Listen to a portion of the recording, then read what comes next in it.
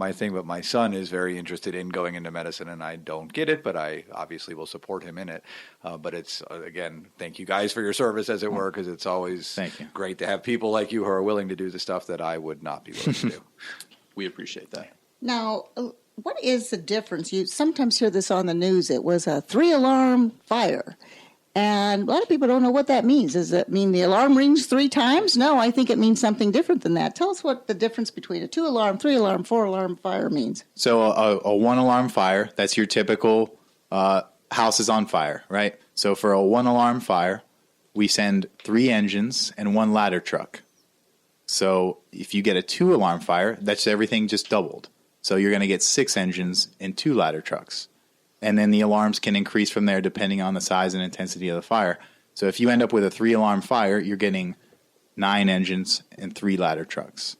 So that's what the alarms mean. It's just 1 alarm is a set number of units, and then they increase from there. It's per, station would be, 3-alarm would mean 3 stations, basically. No, the 3 engines come out. And you have 3 engines per station, is that what we have 1 engine per station. So why would they send out 3 engines for a typical fire in a house? So believe it or not, fires are extremely manpower intensive. They take a lot of effort. They take a lot of guys to put out. So you have some guys making entry to actually put out the fire. You have some guys searching through the smoke-filled house, trying to find victims and things like that. You have other guys hooking into hydrants, bringing a water supply into the fire trucks.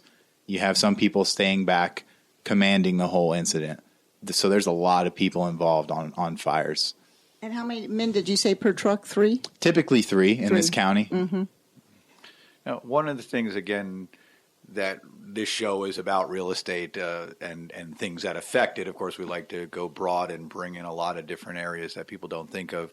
But as a real estate show, what are the things that would affect home safety and how somebody should keep their house in order, to protect themselves, obviously, fire extinguishers, smoke detectors, things like that. But can you talk generally about what would be good practice for a homeowner to do fire prevention? Okay. So some of the things we see when we respond to calls and some of the biggest deficiencies we recognize when people keep their homes in check is that a lot of times people are not religious about keeping their smoke detectors up, either with a battery in at all or with a battery that's charged and not dead. So a rule of thumb that we try to preach that's really common is to change your batteries every daylight savings time. So most smoke detectors only last about 10 years too. So in some of these older homes, those smoke detectors might not even work anymore.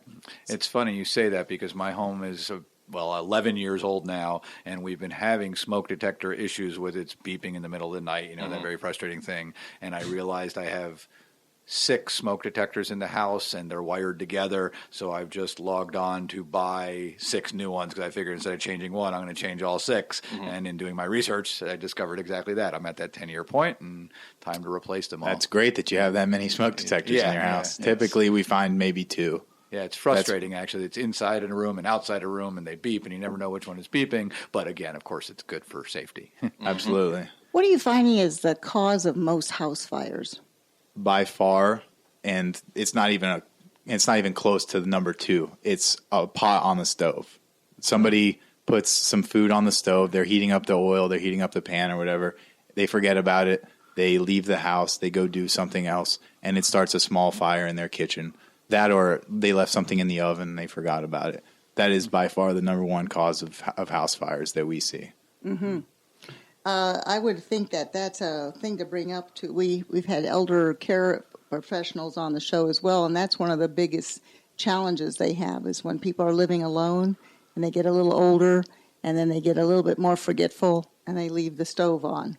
And that's usually some early signs that they might need assisted living. So that's interesting to know that. It used to be years ago smoking in bed, and a lit cigarette, but that I guess that's not happening as much anymore. We don't see a whole lot of that. I'm not saying we never see it, but it's certainly not nearly as common as food left unattended. What about fire extinguishers? Is there a rule of thumb on having them, where to have them, how often you should check them, that sort of thing? Well, what I would recommend, there's not definitely a rule of thumb, but just in terms of a regular house size, at least have one for every 2,000 square feet. So, I mean, you can cover a lot of ground with a fire extinguisher, but a 2,000 square feet house, if your primary concern, if you have a fire in your home, is just life safety. Just get out, have an escape route, and get outside of the house, because you can replace property, but you can't replace life. But if you happen upon a small fire in the dryer or something, then have a fire extinguisher that's, for every 2,000 square feet that's readily available. And if we recommend, just let us do it, call us. That's what we're paid to do, and we're glad to do it, and we're good at it as well. So just, call us. But if you really want to try and put it out, then sure, having one fire extinguisher for every 2,000 square feet is a good rule of thumb. And there's different kinds of fire extinguishers also. There's some that you should use in the kitchen and some you shouldn't use in the kitchen. Explain the differences of the makeup of the fire extinguishers. So generally when people go to buy a home fire extinguisher, it's one for general materials. So I won't go into technical aspects of them, but usually if you go buy a fire extinguisher, it's got a picture on the outside of the extinguisher that tells you what it's for.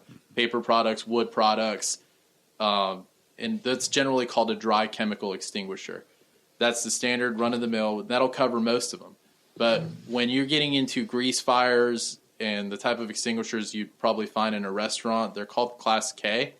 And that's not something that I would recommend everybody have in their house. At this point in time, you're running the risk of getting burned, by splatter. And at that point in time, it's a good idea to call us. Right. One of the things, you have a kind of a checklist that you can provide for people, a pamphlet. And how would they get a hold of that safety pamphlet?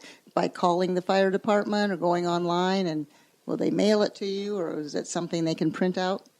Sure. Well, we have our Station 1 is located at 114 First Street in the city of Cocoa. And at this location, we've got plenty of open literature that you can just come and get right in our front lobby. So during regular business hours, we're open 24/7. And we encourage people to come in and visit us, talk with us, ask us questions, and we've got plenty of handouts for them.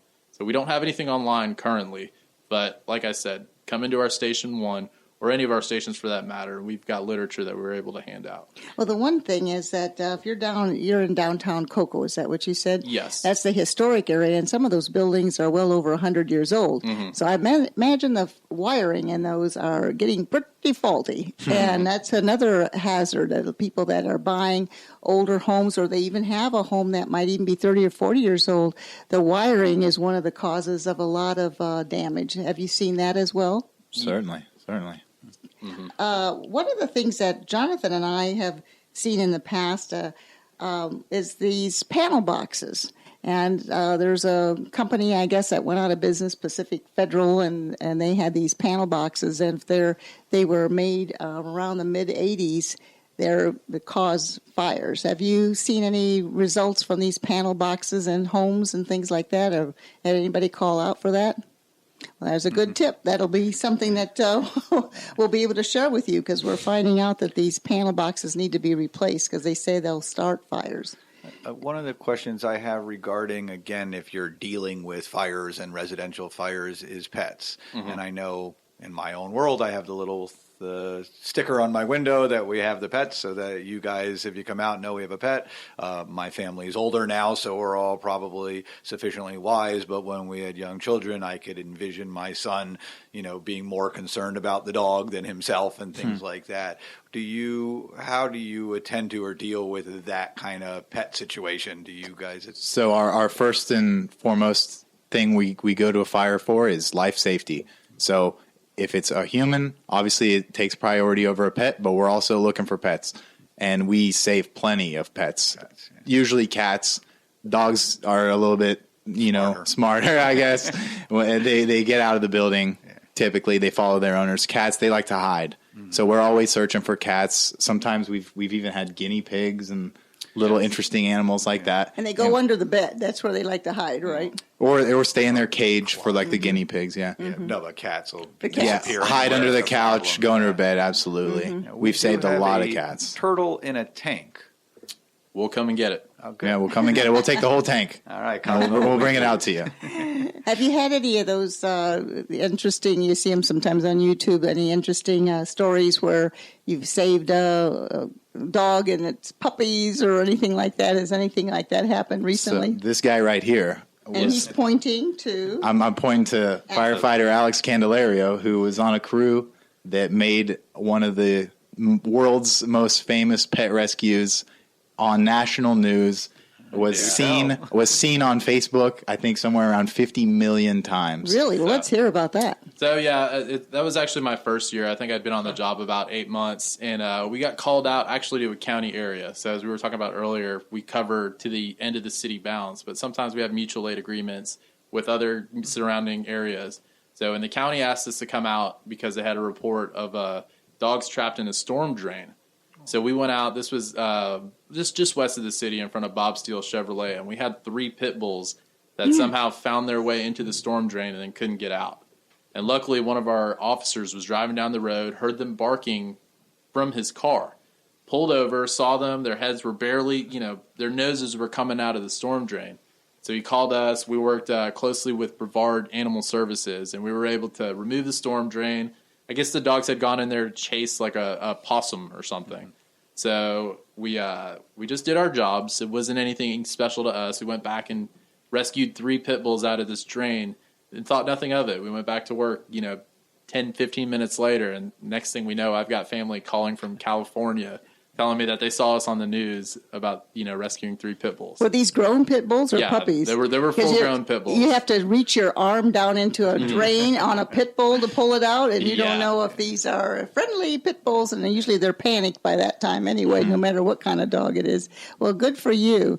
Those are the kind of things we always think of firefighters getting up in the tree to get the kitten out of it, That happens way more often than you think it will. So, we've averaged probably about 5 to 10 pet rescues within the last year and a half.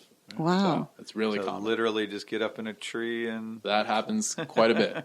So you do a lot of things that aren't technically fire related. They're rescue related. And sometimes you hear about people in other states, but I suppose it happens here too, where a child falls into a well or something like that, or an open pit. They're going to be calling the fire rescue, right? Yes. Absolutely. I had one call where a kid climbed a tree too high and was afraid to come down. So we actually climbed up into the tree. It wasn't to save a cat, it was to save a kid. And we were about 25 feet up in the tree. Oh, my. And we carried the kid down. Do they still use, when people have to jump out of buildings, do they still have those big, looks like trampolines that they hold on to? What are they? No, I don't know of anywhere that has those. No. They just use the ladder now. You come down on the ladder. Yeah. Technology has definitely advanced. That's right, because I would want to be jumping into one of those trampoline things. But it's been such a pleasure having you on the show. And there's all kinds of tips that you need to know about. We've got about another maybe 30 seconds a minute. You all train the youngsters at the schools. You volunteer to go to the schools and talk about fire safety. Is that correct? Absolutely. We're always in schools teaching kids about fire safety, teaching them just about our jobs. That's great. Do you have the Boy Scouts or the schools visit the fire stations from time to time? Of course. We have a lot of visitors. What would be 1 or 2 of the big tips that you want the youngsters to know? Okay. If you have an emergency or you have a fire in your house, the biggest thing we tell the kids is that we're in this big gear and we're breathing funny because we're on air. It's just not to be scared of us. So we're there to help and we're there to get the kids out. But before we even get there, the biggest danger in a fire is the smoke. So not to breathe in the smoke, to get low and stay low to the ground. And when there's firemen in the house, call out, yell out for help, and we'll be there to help. Thank you so much, gentlemen. You have been listening to the wonderful Cocoa Fire Department, Alan Clark and Alex Candelero. Is that pronounced right? That's close enough. You better say it correctly then. It's Candelario. Candelario. And they've been joining us on Your Hometown Solutions. Jonathan Lack, thank you for joining us today. Thank you, gentlemen. Any sign-off? No, just be safe out there. That's right. Be safe. And come to the event and go online and check out it's called the Memorial Stair Climb event, which is coming up on September the 9th. And that's still at Tiger Stadium, is that right? Yes, Tiger Stadium, Cocoa High School, September 9th at 6 p.m. Thank you again, gentlemen. And this is Jean Newell signing off from Your Hometown Solutions. Bye for now.